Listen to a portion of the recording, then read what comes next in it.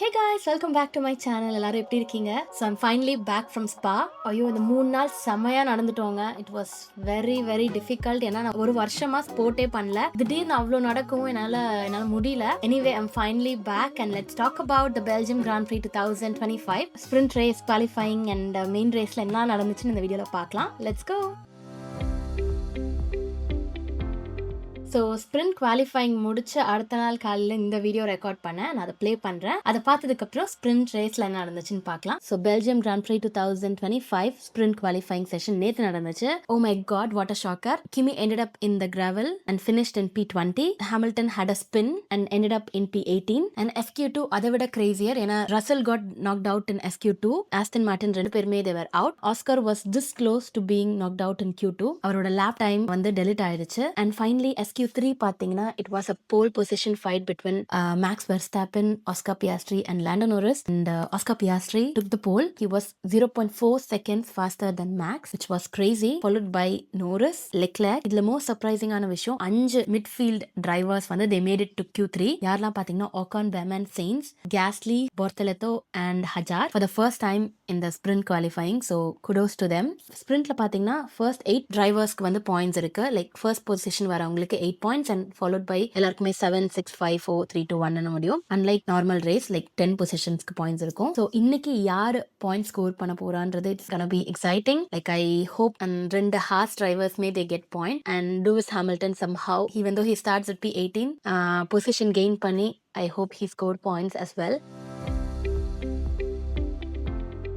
நீங்களும் என்ன மாதிரி ஸ்ப்ரிண்ட் ரேஸ்க்கு ரொம்ப எக்ஸைட்டடா இருந்தீங்கன்னா it was purely disappointing. ஏன்னா லைக் லேப் 1ல மேக்ஸ் வெர்ஸ்டாப்பன் ஓட்டுக் Oscar Piastri and that was it. அதுக்கப்புறம் பெருசா எந்த வித ஆக்ஷனுமே இந்த ஸ்ப்ரிண்ட் ரேஸ்ல இல்ல. 15 லேப்ஸ்மே ஃபார்மேஷன் லேப் மாதிரி தான் இருந்துச்சு. மேக்ஸோட கார் வந்து ஸ்ட்ரெயிட்ஸ்ல சூப்பரா பெர்ஃபார்ம் பண்ணுச்சு and McLaren had no opportunity to overtake Max. Led the entire race. 15 லேப்மே அவர் தான் லீட் பொசிஷன்ல இருந்தாரு.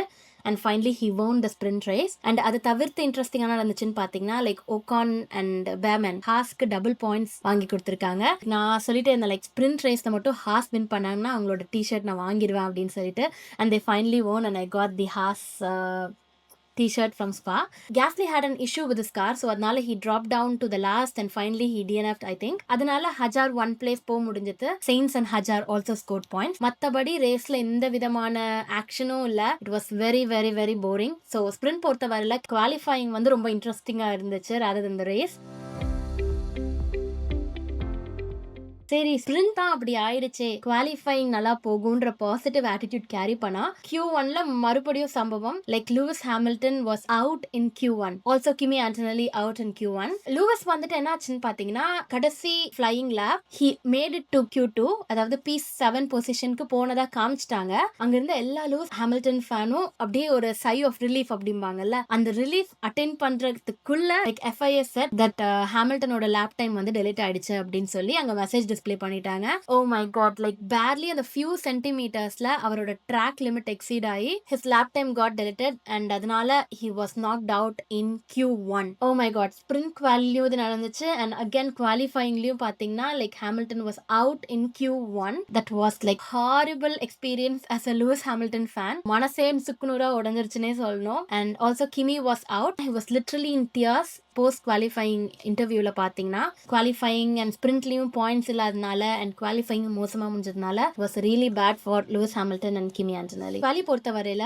லைக் கிறிஸ்டியன் ஹார்னர் ரெட்புல் விட்டு போனதும் போனாரு. அவங்களோட ரெட்புல் டீமோட 2 டிரைவர்ஸும் சரி, ரேசிங் புல்ஸோட 2 டிரைவரும் சரி, they all made it to Q3. I mean it didn't happen for so long. Like people haven't seen all of these drivers making it to Q3 in a long time. And Christian Horner போன உடனே இது நடக்கிறப்போ it was pretty shocking and makes you think like அந்த மாதிரி தான் இருந்துச்சு. And Bortoleto made it to Q3, which was so cool. He's like doing a phenomenal job in Sauber. So yeah, and Lando Norris got the pole, followed by Oscar Piastri and Charles Leclerc and Max Verstappen. Like குவாலிலேயே நல்ல விஷயம் பாத்தீங்கன்னா like besties Alex Albon and George Russell வந்து they made it to Q3 and they ended up in P5 and P6 in quali. Overall எனக்கு வந்து qualifying ரொம்ப சேடா இருந்துச்சு. Like Lewis ஹாமில்டனுக்காகவும் Kimi Antonelli and 2 Haas drivers like they did so well in sprint and finally qualifyingல பாத்தீங்கன்னா they were in P11 and 12. justல miss ஆயிடுச்சு. It was a very sad qualifying session and I was hoping for a miracle the next day. and raceல என்ன நடந்துச்சுன்னு பார்க்கலாம். ரேஸ start பண்ண உடனே செம்மையா மழை பெய்ய ஆரம்பிச்சிருச்சு. ஃபார்மேஷன் லேப்க்கு ஸ்டார்ட் பண்ணி மழை பெய்ய ஆரம்பிச்ச உடனே ரேஸ் ஸ்டார்ட்டை வந்து அபார்ட் பண்ணிட்டாங்க. மழை லைட்டா நிக்க ஆரம்பிச்சதுக்கு அப்புறம் லைக் வெயிலே வந்துருச்சு. ஷெட்யூல் டைமை விட 1 hour and 20 minutesக்கு அப்புறம் தான் ரேஸ் வந்து ஸ்டார்ட் ஆச்சு. ரேஸ் பாத்தீங்கன்னா லைக் மொத்தம் 52 லேப்ஸா இருக்க வேண்டியது மழைனால டிலேனால they reduced it to 44 laps. And அதுவும் பாத்தீங்கன்னா சேஃப்டி கார் வச்சு ஒரு 4 லேப் ஓட்ட விட்டாங்க. ஸ்டாண்டிங் ஸ்டார்ட் கூட இல்ல, ரோலிங் ஸ்டார்ட், விச் மீன்ஸ் வந்து கார் போய் கிரிட்ல நின்னு ஸ்டார்ட் பண்றது இல்ல. சேஃப்டி கார் ஒரு பாயிண்ட்ல போனதுக்கு அப்புறம் ரேஸ் லீடர் வந்துட்டு he will continue the pace and அதுக்கப்புறம் ஸ்டார்ட் பண்ணுவாங்க ரேஸ். லைக் விசிபிலிட்டி ரீசன்ஸ்க்காக தான் ரேஸ் டிலே ஆச்சு. ஆனா ஒரு பாயிண்ட்ல வெயில் அடிக்க ஆரம்பிச்சிச்சு, ட்ராக்கும் ட்ரை ஆக ஆரம்பிச்சிருச்சு. And even at that point they didn't start. ஒரு 20 மினிட்ஸ்க்கு அப்புறம் தான் ஸ்டார்ட் பண்ணாங்க. Drivers like Max Verstappen, Lewis Hamilton இவங்க எல்லாருமே, even Fernando Alonso, they were ready to race. But FIA வந்து ரொம்ப நேரம் காக்க வச்சு அதுக்கப்புறம் ஒரு 1.5 hours அப்புறம் தான் ரேஸை ஸ்டார்ட் பண்ணாங்க. And also they started with a safety car for like 4 laps. Safety car முடிஞ்சதுக்கு அப்புறம் லேப் ஸ்டார்ட் பண்றாங்க. Oscar Piastri overtake Lando Norris. Zak Brown அதை பத்தி என்ன சொல்லியிருந்தாருன்னா, லைக் லாண்டோவோட கார்ல வந்து பேட்டரி இஷ்யூ இருந்துச்சு அப்படின்னு சொல்லியிருந்தாரு. But nevertheless Oscar was just phenomenal. கரெக்டான டைம்ல he made the move and overtook Lando. கண்டிப்பா ஆஸ்காருக்கு கிரெடிட் தந்தே ஆகணும். ஆஸ்கார் வந்துட்டு he's very calm and he makes a move and he's very confident, makes no mistake and he's like at the top of the game. பாவம் Lando Norris அவரோட போல் position வந்துட்டு வின்னிங்கா வந்து convert ஆகல. Oscar deserved it because he made the right move and Lando Norris made 1 or 2 mistakes after that. and அவரோட bit ஸ்டாப்பும் சொதப்பிட்டாங்க. McLaren like 6 seconds என்னமோ எடுத்துக்கிட்டாங்க. so he lost a lot of seconds there. Oscar Piastri on the race. Lando Norris second வந்தாரு. Leclerc வந்து podium finish like P3 வந்தாரு. he defended against Max Verstappen so beautifully. Like ஸ்டார்டிங்ல பாத்தீங்கன்னா like லெக்லர்க்கும் மேக்ஸும் அவ்வளோ க்ளோஸா இருந்தாங்க. But end of the day நல்லா டிஃபெண்ட் பண்ணியிருந்தாரு. அண்ட் மேக்ஸ் வந்துட்டு அவரோட கார் வந்து வெட் கண்டிஷனுக்கு செட் பண்ணியிருந்ததா சொல்றாங்க. So there's not much Max can do. Anyway he came in P4. ஆனா இந்த ரேஸோட மேன் ஆஃப் த டே இந்த ஹோல் வீக்கெண்டே மெமரபிளா யார் ஆக்குனான்னு பாத்தீங்கன்னா இட் வாஸ் லூயிஸ் ஹாமில்டன். அவர் வந்து பிட் லைன்ல இருந்து ஸ்டார்ட் பண்ணாரு. P18th position. அண்ட் அவ்வளோ நிறைய ஓவர்டேக், அவ்வளோ பியூட்டிஃபுல்லான ஓவர்டேக். லைக் டிஆர்எஸ் இல்லாமே Lewis Hamilton did so many beautiful overtakes. And Ferrari வந்து அதிசயமா நல்ல ஸ்ட்ராட்டஜி வேற பண்ணாங்க. Like undercut strategy. ஏர்லியாவே பிட் பண்ணிட்டாங்க. And when he came out he gained 7 more positions there. oh my god, நான் வந்து அவ்வளோ வேண்டிட்டே இருந்தேன். லைக் லூயிஸ் ஹாமில்டன் ஏதாவது நடக்கட்டும் ப்ளீஸ். லைக் ஸ்பிரிண்ட் குவாலி மோசமாயிடுச்சு, ஸ்பிரிண்ட் ரேஸ் வந்து பாயிண்ட்ஸ் இல்ல, குவாலியும் மோசமா முடிஞ்சிருச்சு. oh my god, இந்த வீக்கெண்ட் இப்படி முடியக்கூடாது நான் வேண்டிட்டே இருந்தேன். ஃபைனலி நான் எதிர்பார்த்ததை விட பெட்டரா நடந்துருச்சுன்னே சொல்லணும். So anyway he did a phenomenal job. rightfully so. லூயிஸ் ஹாமில்டன் was the driver of the day. ஆல்போனையும் ஓவர்டேக் பண்ணிடுவாரு அப்படின்ற மாதிரி தான் இருந்துச்சு. பட் அன்பார்ச்சுனேட்லி லூயிஸோட காரும் வந்து வெட் கண்டிஷனுக்கு தான் செட் பண்ணியிருந்தாங்க. ஸோ ஃபியூவல் வந்து கம்மியா இருந்துச்சு. So he didn't have enough power to overtake Albon. So he had to settle for P7.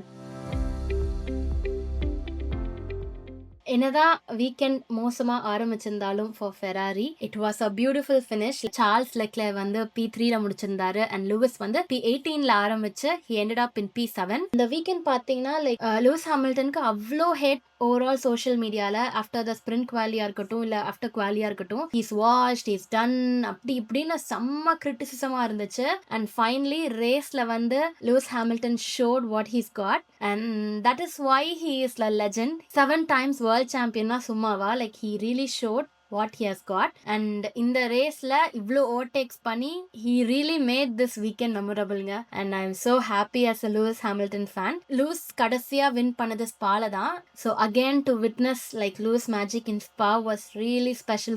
but ஆனா அது எல்லாமே 20 laps குள்ள முடிஞ்சிருச்சு. and the next 20 laps பாத்தீங்கன்னா utterly boring. எல்லாருமே வந்து ஒரு பாயிண்ட்ஸ்ல வந்து செட் ஆயிட்டாங்க அவங்களோட பொசிஷன்ஸ்ல.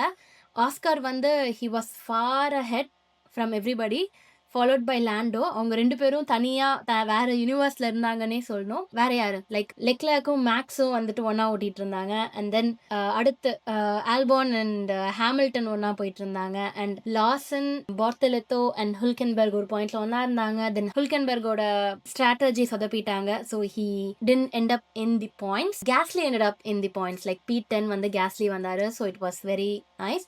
ஆனா எல்லாரும் ஒரு பாயிண்ட்ல லைக் லேப் 20க்கு அப்புறம் எல்லாருமே அவங்கவுங்க பொசிஷன்ல செட்டில் ஆயிட்டாங்க. ஆயிட்டாங்க. there was no like எந்த ஆக்ஷனுமே இல்ல. again like qualifying செம இன்ட்ரெஸ்டிங்கா இருந்துச்சு. ரேஸ்ல நோட்டபிள் இன்சிடென்ட்ஸ்னு பாத்தீங்கன்னா லைக் ஆஸ்கார் வந்து லாண்டோ ஓவர்டேக் பண்ணது அண்ட் லூயிஸ் ஹாமில்டன் எல்லாரையும் லைக் ஒரு 11 பொசிஷன்ஸ் கெயின் பண்ணது. அது தவிர்த்து இந்த ரேஸ்ல வந்து ஹைலைட்னு சொல்றதுக்கு எதுவுமே இல்ல. was very very boring again. so எதிர்பார்த்த அளவுக்கு இந்த ரேஸ் பாத்தீங்கன்னா pretty much average like very boring weekend தான் சொல்லணும். அட்லீஸ்ட் அந்த ரேஸை வந்து ஒரு 20 மினிட்ஸ் முன்னாடி ஸ்டார்ட் பண்ணியிருந்தா கண்டிப்பா நிறைய ஆக்ஷன் என்டர்டைன்மெண்ட் இருந்திருக்கும். லைக் எல்லாம் வெயிட் பண்ணி ட்ராக்கை காய வச்சு ரேஸை ஸ்டார்ட் பண்ணதுக்கு ஏதாவது பெட்டர் ரீசன் இருக்கும்னு நான் நம்புறேன். அங்க நான் ஸ்பாக்கு போயிருந்தப்போ லைக் அங்க ஆம்பியன்ஸ் வேற மாதிரி இருந்துச்சு. பட் இந்த ரேஸை நான் வந்து வீட்டில் உட்காந்து பார்த்துருந்தேன்னா கண்டிப்பா எனக்கு போரிங்கா இருந்திருக்கும் அப்படின்னு நான் ஃபீல் பண்ணேன். அங்கேயே வந்து பாத்தீங்கன்னா ஃபர்ஸ்ட் 20 லேப்ஸ்க்கு சலசலப்பா இருந்துச்சு. லைக் எல்லாரும் இந்த cheering பட் 20 லேப்ஸ்க்கு அப்புறம் எல்லாரும் ஒரு பாயிண்ட்ல அப்படியே அமைதியாயிட்டாங்க. Because there's nothing more to see. பாவம் மெர்சிடிஸ் வீக்கெண்ட் டு ஃபர்கெட் அப்படின்னே சொல்லணும். பட் ஆனா ரசல் வந்து போஸ்ட் ரேஸ் இன்டர்வியூல என்ன சொல்லியிருந்தாங்கன்னா லைக் கனடாக்கு அப்புறம் அவங்க பண்ண டெவலப்மெண்டோட டிரெக்ஷன் வந்துட்டு it's not right like something is clearly wrong with development அப்படின்னு சொல்லியிருக்காரு. Like hopefully they figure out what's the problem and they try to fix it. யூகிக்கு வந்து finally he's getting that support. Red புல்லோட second டிரைவருக்கு இவ்வளோ நாளா இல்லாத support வந்து இப்பதான் கொடுக்க ஆரம்பிச்சிருக்காங்க. பாத்தீங்கன்னா யூகிக்கு வந்து மேக்ஸோட ஸ்பேர் ஃப்ளோரை கொடுத்ததா சொன்னாங்க இந்த வாரம். லைக் அவங்களோட சிஇஓ லொரான் மிக்கியஸ் வந்து he starting to support the second driver. Already Yuki had a good quali and ஸ்ட்ராட்டஜினால இந்த வாரம் சொதப்பிருச்சு. பட் ஐ ஹோப் இதே சப்போர்ட் ரெட் புல் எல்லா வாரமும் கொடுத்தாங்கன்னா கண்டிப்பா Yuki can do so much better. Let's see what happens. இந்த வாரம் பாத்தீங்கன்னா it's a double header weekend. இந்த வாரம் ஹங்கேரியில நடக்க போகுது கிராண்ட் ப்ரீ. நீங்க யாரு போல் அடிப்பா அப்படின்னு நினைக்கிறீங்க? கண்டிப்பா கமெண்ட் செக்ஷன்ல சொல்லுங்க. Yeah, I'll see you in the next video. Bye.